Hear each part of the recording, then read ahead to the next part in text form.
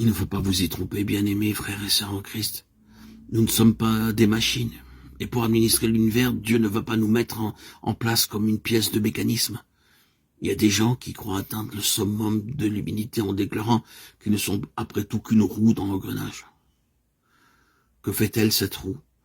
Elle marche quand tout le reste marche. Il faut qu'elle tourne avec tout son entourage. Non, bien-aimés, frères et sœurs en Christ, auditeurs, auditrices, vous n'êtes pas une roue dans l'engrenage. Notre Dieu nous a choisis pour faire de nous des centres de son intelligence spirituelle, pour que nous en venions à le connaître. Lui, directement et personnellement. Sans être pour cela détachés les uns des autres, nous devons connaître le Seigneur pour notre propre compte.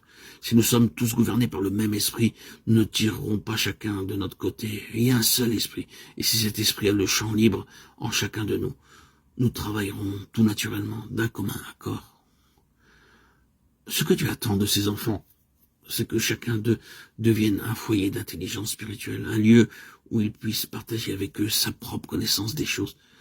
Quand il aura obtenu cela de nous individuellement, puisqu'il y a un seul esprit, ce sera peu de choses pour lui de nous unir pour la tâche à accomplir, de façon à ce que nous ayons un même esprit, une même âme, une même pensée. Alors, mais alors seulement, il y aura à sa disposition l'instrument dont il a besoin pour gouverner le monde dans son règne à venir.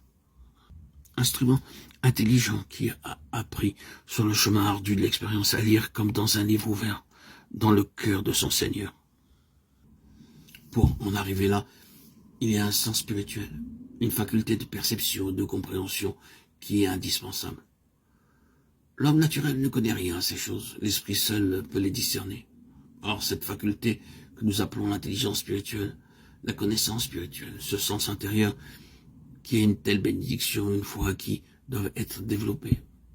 Et c'est ce développement qui donnera à notre connaissance personnelle de Christ un caractère d'intimité qu'elle n'aurait pas autrement. Chaque expérience sur ce chemin nous plonge dans un abîme nouveau qui est chaque fois un peu plus profond et qui nous oblige chaque fois au même aveu d'impuissance. N'ayant pas en nous-mêmes les ressources qui sont nécessaires pour triompher de la situation, nous apprenons dans la détresse que Christ a justement ce qui nous manque. Nous le prenons de sa main. Et c'est ainsi que chaque extrémité est pour nous une occasion de croissance, de par la nécessité où nous sommes de recevoir de Christ quelque chose de plus. Cette discipline, ce divin exercice peut produire deux choses, la croissance ou l'endurcissement. Les 40 ans dans le désert furent pour Israël 40 années d'exercice spirituel. Vos pères me tentèrent pour m'éprouver. Dieu avait son peuple sous discipline pendant ce temps-là.